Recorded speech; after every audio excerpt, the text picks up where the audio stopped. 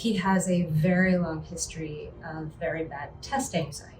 When I say my son has a long history of test anxiety, it's not like, oh, he gets a little funny. He would go blank. He would study and have everything totally memorized, and the recall wasn't there. It was total paralysis. So that's why I was a little suspicious about, like, how was he going to do this? This had been going on for years, and we've done all the cognitive behavioral therapy strategies of, like, this is what you do when you feel this, and this is what you do. But again, no matter what, he never felt he could do it. No matter how much he prepared, he felt like the test was always there to throw him. And it was very hard to unearth that. So I was cautiously optimistic, but I was just a little worried. We also talked about this concept of test optional. I don't actually think it's totally optional. I think that you're better off taking it than not taking it, because if you can do it, you should do it because it will help. He said, I want to do this. With all the stuff that's going on and all the demands and all the pressure, we still thought that embarking on the test prep was going to be a better choice, because if he walked into that feeling better, he would walk out of it feeling better. Even though there was like absolutely no time, we did it anyway. I had an older son do some other test prep years ago, and it was just repetition, so I wasn't going to go back to that. After doing some homework and getting other parental feedback that test prep gurus was great, that's when I said, okay, this is the one we're going to do. From the absolute beginning, it was flawless. He asked me all about my son, how he tested, how he learned, what did he have going on, where did he have struggles, and what was he looking for? Who are you? How do you learn? What's your story? What was his goal? That individualized attention. What's your life like, and how can we fit into it? Not how do you fit into our life. So that's a huge difference. I think all high school students these days are a little bit chaotic. So, yeah.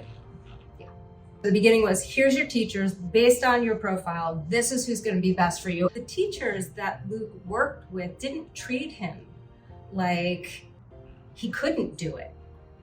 From the get-go, it was, okay, we're going to do this. So they kind of set the stage. He did the practice test. He walked out feeling very defeated. He was like, well, that didn't go well, And so I said, okay, but that's okay. That's why you're here. And it was, I didn't finish. I was second guessing. That's a big thing he would do, is just spiral on one question, thinking he knew it, then second guessing himself. Okay, well, I guess it can only get better from here. And then he started his first lesson. Luke came home the first day from his lesson after a very long day at school, and I was like, okay, what, and I said, how'd it go? He said, that was great. I went, okay, why was it great? He said, there was so much that I was doing that was working against me, that was making it harder for me. I can change the way I do this. I can change the way I test. 3 lessons later, he took an A-push test and got 100. And I said, okay, what? He's like, well, I was just applying the stuff about testing and pacing and reading and not second guessing. And since then, his testing in general has improved incredibly. These 2 people, I have no idea who they are. I've never met them. I feel so grateful to them, because I don't know how they did what they did, but they took this kid who was paralyzed by tests, and they changed him. They engaged him, and they collaborated with him, and they coached him. They were not condescending. They were not punitive. They went at it and spoke to him like he was a human being, and they gave him strategy. It's, here's the screwdriver, here's the hammer, Here's that, do this in this section. And it made Luke feel empowered by the whole process. It was so individualized. It wasn't like, well, these are the lessons that we're doing. It was, like Luke hates geometry. He makes no bones about it. He needed extra in that, again, because if you're not interested in it, you're not going to focus on it as well. And so it was targeted to that. He was a little rusty on commas and semicolons, and I was like, okay, here we go. It was really so individualized, not just to him as a learner, but him as a human being. The fact that they took the time to get to know him, to get to see what his strengths were, to identify the weaknesses, but then use the strengths to get to the weaknesses.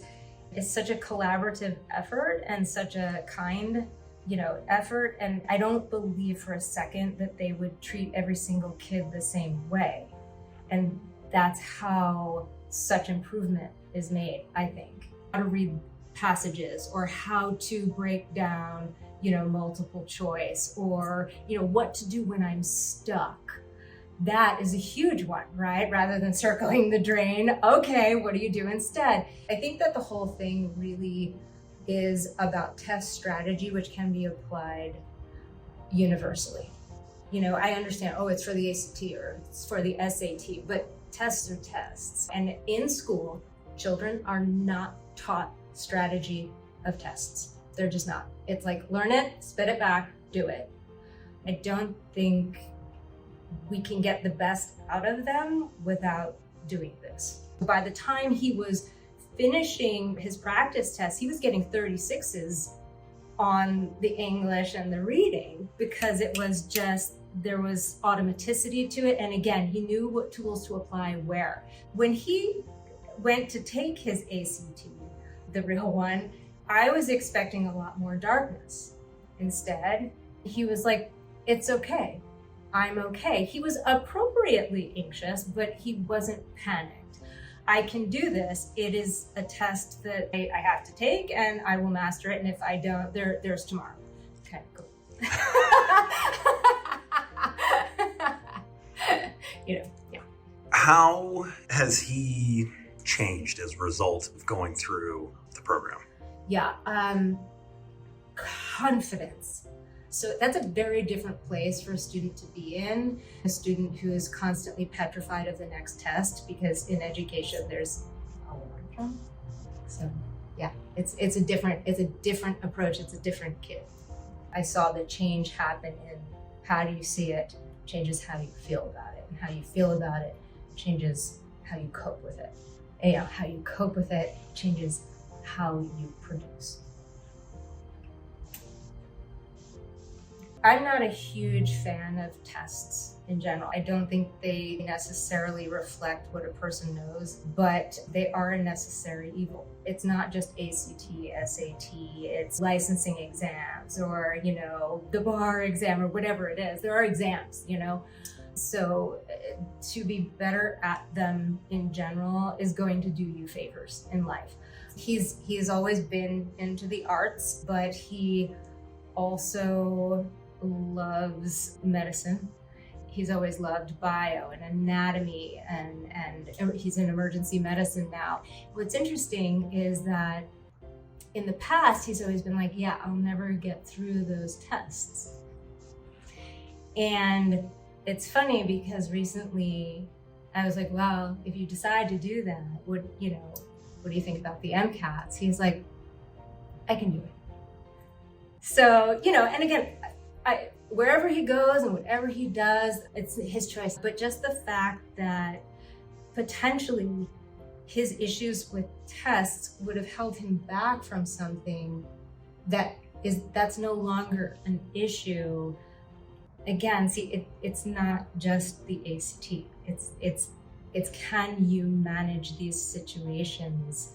And the answer is yes, you can. What would you say to any parents that are considering doing this? Do it. It's so much about building confidence and strategy that is going to take them beyond just this point. You know, before you know it, all of this section of life is over. But then there's more. So I would say look at the bigger picture. Even if you think your kid might not wind up sitting for the ACT or the SAT, I actually think test strategy is an amazing thing to do and to learn about because it's going to apply to other areas. It's working on those critical thinking skills and even the timing and the coping that will make changes so far beyond just that test. I would say if you want to help your child, if you can help your child in this way, get to a better place with all of this stuff, it is so well worth it. And again, it's so not just about the tests that they're studying for in this case, it's about overall strategy. So it's very valuable, clearly.